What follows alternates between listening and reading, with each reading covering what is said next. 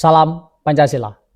Anak-anak kelas 10 yang kami banggakan, baik di SMA maupun di SMK.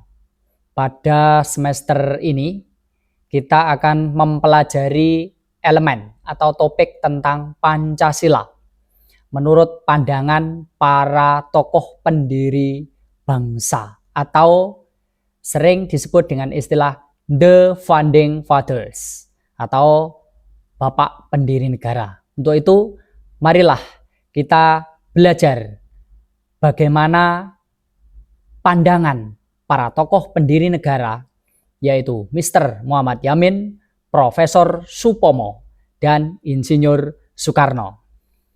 Ketiga tokoh tersebut merupakan tokoh sentral yang sangat berjasa di dalam menyumbangkan pikiran yang brilian untuk bangsa dan negara kita. Karena untuk mendirikan negara, terutama NKRI, Negara Kesatuan Republik Indonesia, kita harus punya dasar negara yang kuat, yaitu Pancasila.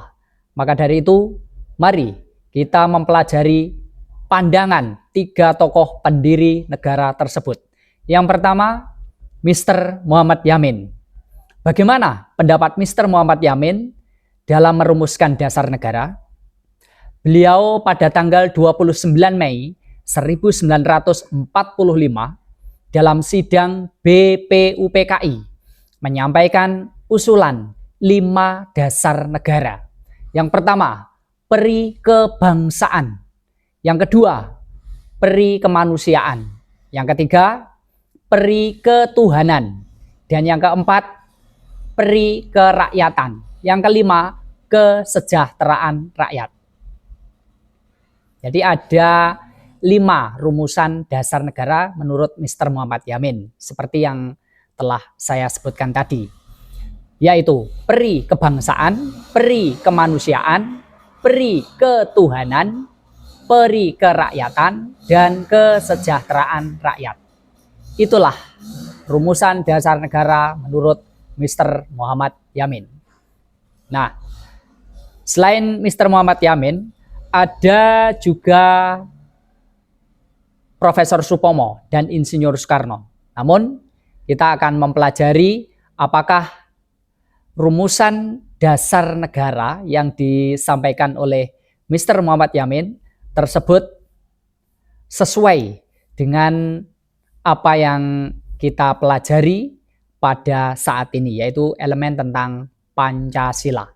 Mengingat rumusan Pancasila yang sering kita ucapkan, yang sering kita dengar dan kita ikuti dalam setiap sesi upacara bendera tiap hari Senin ataupun upacara peringatan Hari Besar Nasional seperti peringatan Hari Ulang Tahun Kemerdekaan Republik Indonesia, ya, Proklamasi Kemerdekaan Indonesia, itu Pancasila dibacakan. Tetapi ternyata rumusan para tokoh pendiri bangsa itu tidak sama persis. Namun demikian, kita patut menghargai. Karena apa? 5 rumusan dasar negara yang tercantum di dalam alinea keempat pembukaan UUD 1945 itu sedikit banyak diwarnai oleh pemikiran ketiga tokoh pendiri negara, Muhammad Yamin, Supomo, dan Soekarno. Nah, dalam pidato lisan yang disampaikan oleh Mr. Muhammad Yamin,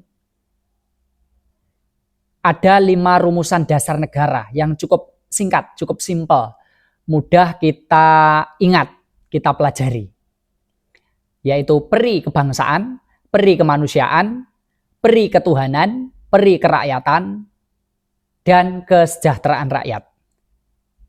Tetapi setelah beliau menyampaikan pidato lisan tentang rumusan dasar negara, beliau juga menyampaikan konsep tertulis kepada sidang BPUPKI.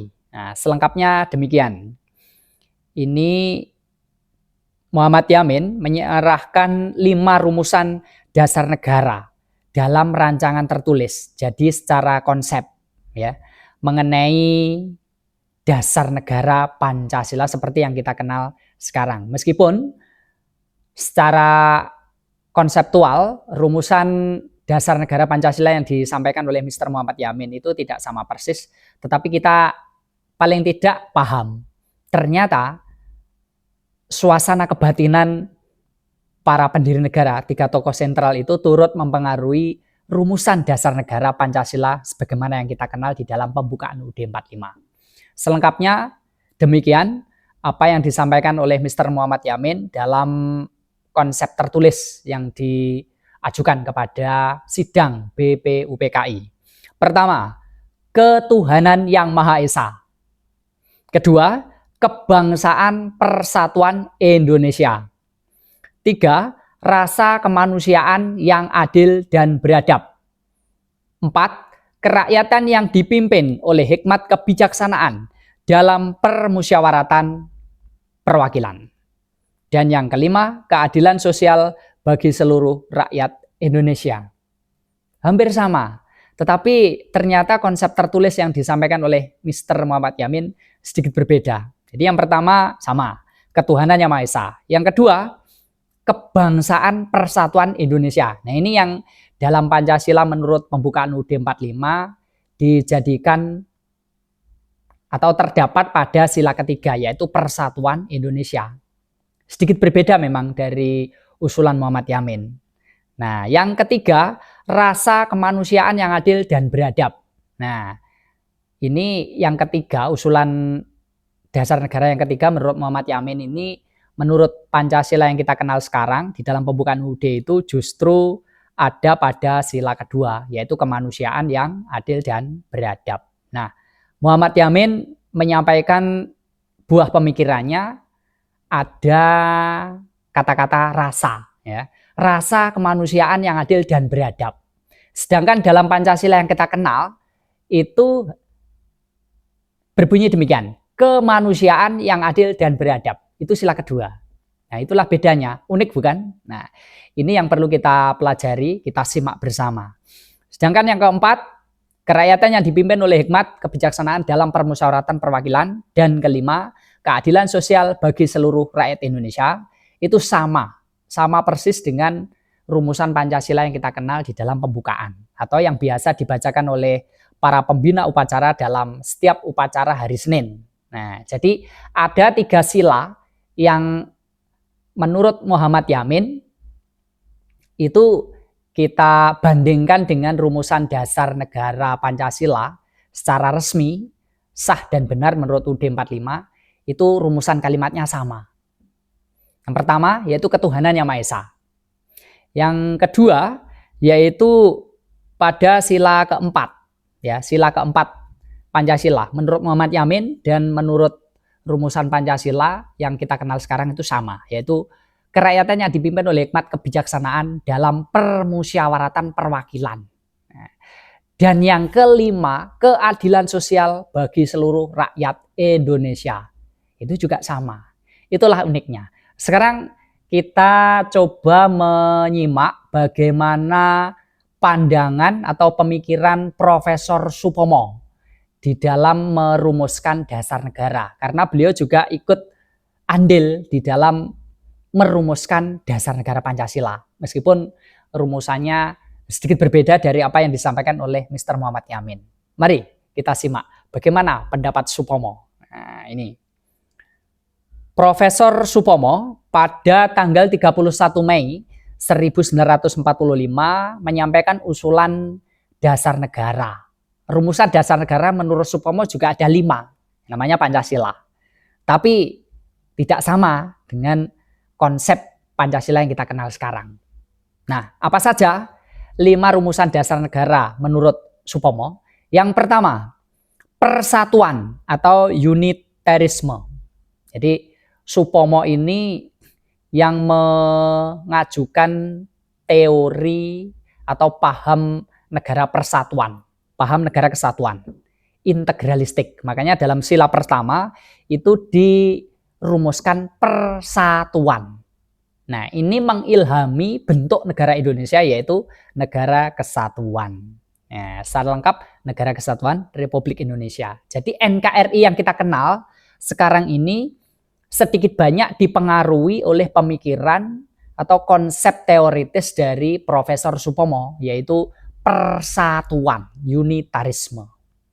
Nah, makanya kita mengenal bentuk negara Indonesia adalah kesatuan seperti yang ditegaskan di dalam pasal 1 ayat 1 UUD 1945 yang berbunyi, negara Indonesia ialah negara kesatuan yang berbentuk republik. Makanya anak-anak kita mengenal dengan istilah Negara Kesatuan Republik Indonesia. Yang berikutnya, sila kedua menurut Supomo, kekeluargaan. Ya, jadi setelah persatuan, yang kedua kekeluargaan. Yang ketiga, keseimbangan lahir dan batin. Yang keempat, musyawarah. Ini yang mengilhami sila keempat. Sila keempat itu kerakyatan yang dipimpin oleh hikmat kebijaksanaan dalam permusyawaratan perwakilan. Di dalamnya juga ada musyawarah mufakat. Untuk membuat sebuah keputusan, masyarakat Indonesia telah mengenal budaya musyawarah. Musyawarah untuk mencapai mufakat, kesepakatan bersama. Baru kalau musyawarah dengan jalan musyawarah itu tidak dapat ditempuh, maka dilakukanlah voting. Tetapi ingat bahwa cara pertama dan utama adalah musyawarah. Nah, baik di lingkup keluarga, sekolah, masyarakat, bangsa dan negara, musyawarah itu penting, harus kita prioritaskan karena sesuai dengan sila keempat Pancasila. Kerakyatannya dipimpin oleh hikmat kebijaksanaan dalam permusyawaratan perwakilan. Yang kelima, masih dalam pandangan Profesor Supomo tentang dasar negara, yaitu keadilan rakyat.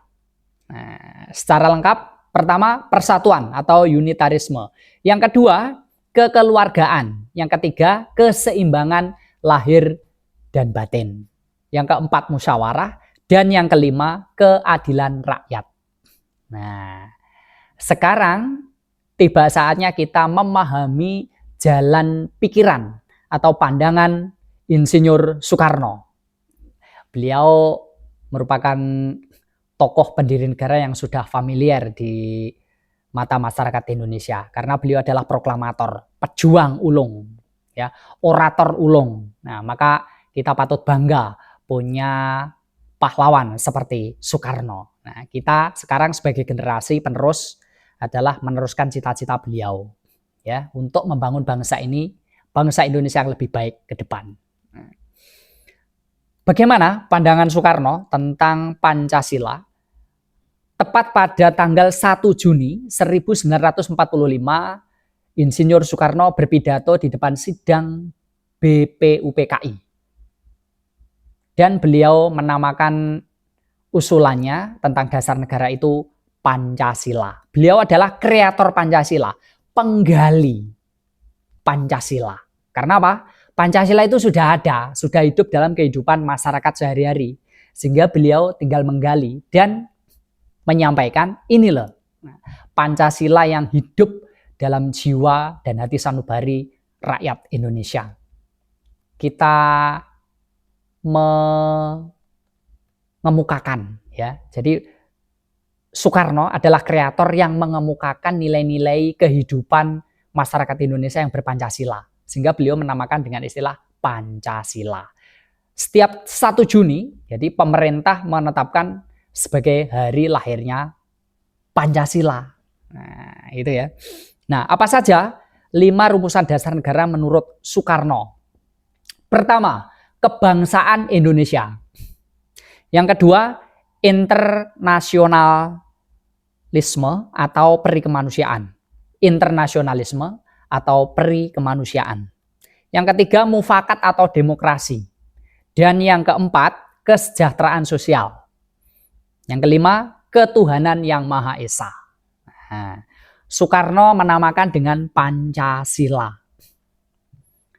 Itu merupakan usulan beliau dan disambut dengan tepuk tangan hadirin, ya, para pendiri negara yang lain pada sidang BPUPKI. Menyambut dengan aplaus, ya, semangat. Itu artinya hadirin atau para pendiri negara yang hadir pada sidang BPUPKI tanggal 1 Juni 1945 itu memberikan apresiasi penuh pada usulan Soekarno tentang Pancasila.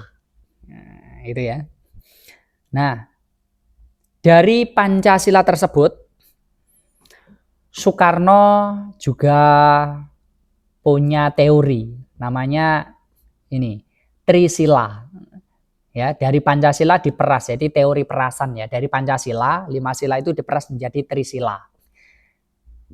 Dari Trisila itu diperas lagi menjadi Ekasila, yaitu gotong royong. Itulah uniknya pemikiran Bung Karno.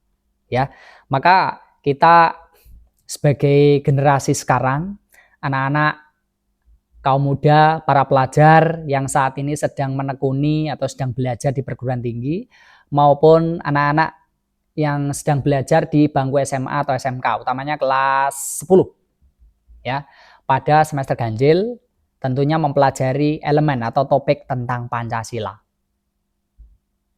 Ingat bahwa Pancasila merupakan pilar utama dan pertama bangsa Indonesia. Ada pertanyaan yang menarik. Apakah penempatan Pancasila sebagai salah satu pilar kebangsaan itu tidak mereduksi atau mengurangi makna dan kedudukan Pancasila sebagai dasar negara dan pandangan hidup bangsa Indonesia?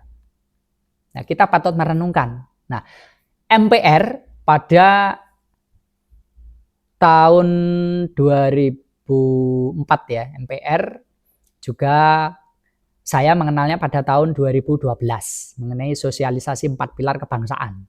2012 itu saya baru mengenal istilah pilar kebangsaan. Nah, pilar kebangsaan itu ada 4. Yang pertama, Pancasila. Kedua, UUD 1945. Yang ketiga, Bhinneka Tunggal Ika. Yang keempat, NKRI. Itulah pilar kebangsaan. Nah, ternyata setelah kita selidiki, kita renungkan, kita menggali pendapat, pandangan dari para tokoh, aktivis, pegiat Pancasila, dan juga praktisi yang duduk di pemerintahan, utamanya di Majelis Permusyawaratan Rakyat Republik Indonesia saat itu ya, MPR tahun 2012 sangat getol atau bersemangat sekali di dalam mensosialisasikan 4 pilar.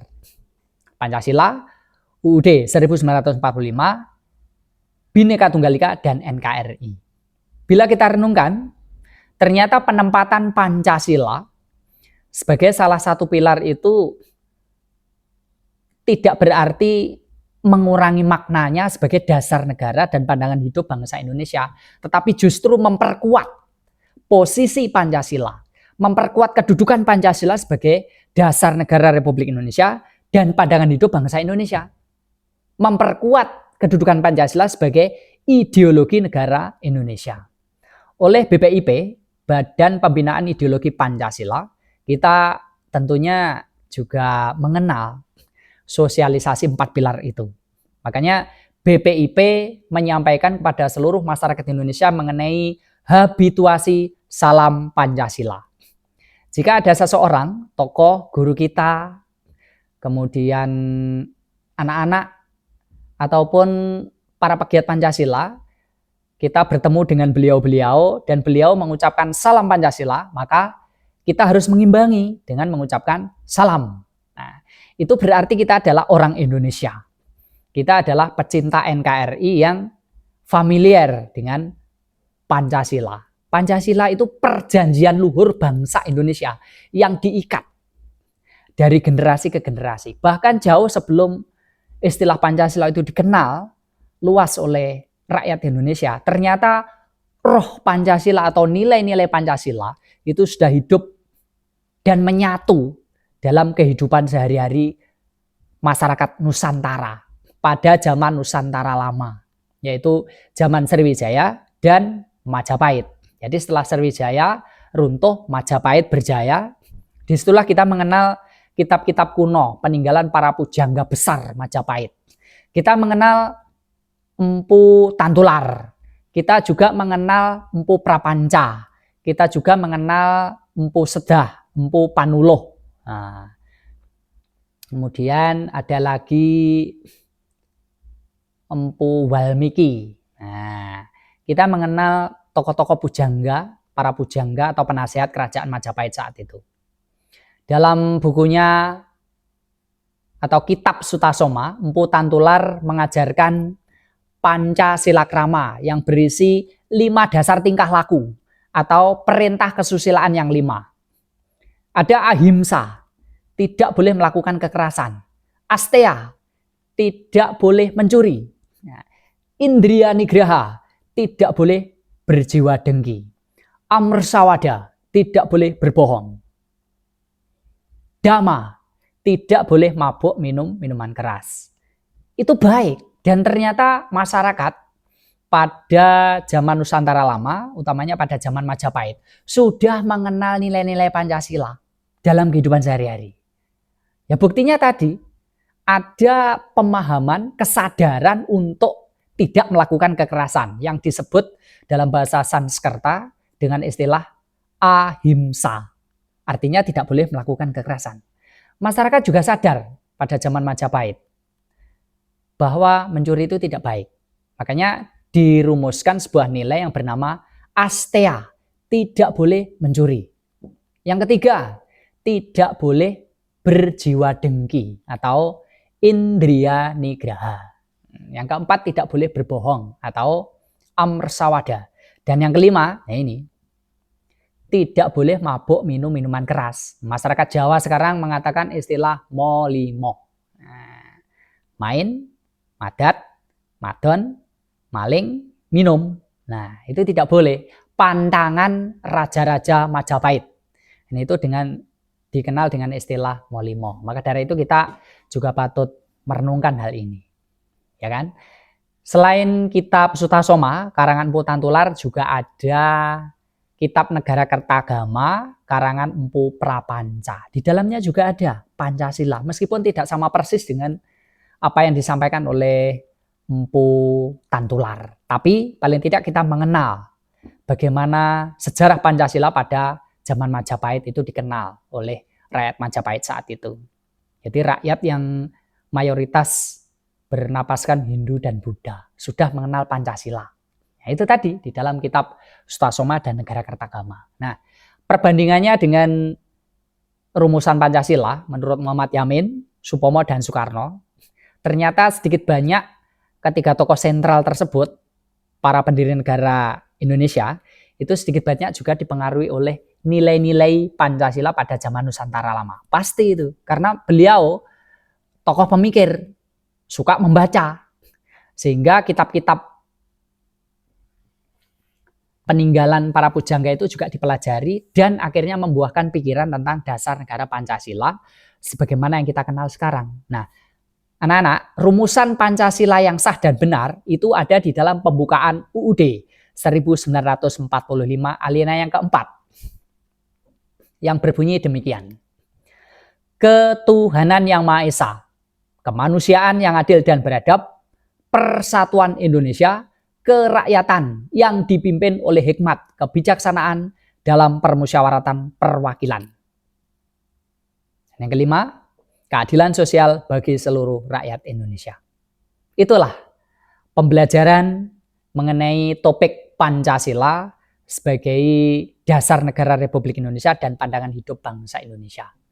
Di dalam kurikulum Merdeka ini anak-anak mempelajari elemen penting, ya, Pancasila, UUD 45, Bhinneka Tunggal Ika, dan NKRI. Namun saat ini kita fokus pada Pancasila. Semoga bermanfaat apa yang kami sampaikan. Nah, untuk endingnya ada tugas menarik untuk anak-anak, ya, tugas proyek. Nah, silahkan anak-anak membuat clipping tentang gambar-gambar para tokoh pendiri negara. Ya, 1. Foto Mr. Muhammad Yamin, itu bisa browsing internet, bisa di-download lalu dicetak. Kemudian di bawahnya diberi tulisan Mr. Muhammad Yamin dan diberi keterangan hasil pemikiran beliau mengenai pidato lisan, ya, tentang Pancasila yang disampaikan di depan sidang BPUPKI pada tanggal 29 Mei 1945. Yang kedua, anak-anak boleh browsing tentang foto Soekarno, ya, Presiden RI yang pertama, proklamator. Bagaimana pandangan beliau tentang Pancasila? Demikian juga anak-anak bisa browsing tentang foto Profesor Supomo, tokoh pejuang, pendiri negara yang pemikirannya cukup brilian, ya. Ketiga tokoh tersebut patut anak-anak apresiasi. Buat clipping yang menarik, ya, buat hiasan, ya, mengenai foto tokoh-tokoh tersebut. Muhammad Yamin, Supomo, dan Soekarno beserta keterangannya. Bisa diberi keterangan tentang pandangan mereka. Pandangan Muhammad Yamin tentang dasar negara. Dan pemikiran Supomo tentang dasar negara itu seperti apa. Dan yang tidak kalah penting, pemikiran Soekarno, kreator Pancasila, itu seperti apa. Dan kemudian juga rumusan Pancasila menurut pembukaan UUD 1945. Ingat, bagian dari Undang-Undang Dasar 1945 yang tidak dapat diubah oleh siapapun, bahkan oleh MPR hasil pemilu, itu pembukaan.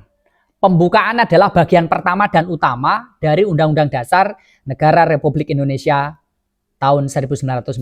Itu tidak dapat diubah oleh siapapun karena merupakan stat fundamental norm. Jadi pembukaan UUD 45 memuat stat fundamental norm. Apa itu? Pokok kaidah negara yang fundamental, yaitu Pancasila. Ya, di dalamnya ada cita-cita Indonesia merdeka. Ada hak asasi manusia yang perlu kita lindungi. Ada juga mengenai ucapan syukur, ya, bahwa perjuangan bangsa Indonesia, kemerdekaan yang kita raih itu atas berkat rahmat Allah yang Maha Kuasa. Dan didorongkan oleh keinginan yang luhur supaya berkehidupan kebangsaan yang bebas. Nah, maka rakyat Indonesia menyatakan dengan ini kemerdekaannya. Jadi kemerdekaan yang kita raih merupakan berkat rahmat Allah yang Maha Kuasa, Tuhan yang Maha Esa, Tuhan Sang Pencipta. Nah, itu tadi ya renungannya. Jadi jangan lupa anak-anak untuk tugasnya membuat clipping, terutama anak-anak di SMK Negeri 1 Panggungrejo, Kabupaten Blitar, Provinsi Jawa Timur. Demi Indonesia Jaya. Mari kita rajin belajar, meraih prestasi demi masa depan bangsa Indonesia. Untuk generasi bermartabat, generasi yang berpancasila. Semoga bermanfaat apa yang kami sampaikan. Terima kasih atas perhatian dan atensinya. Salam Pancasila.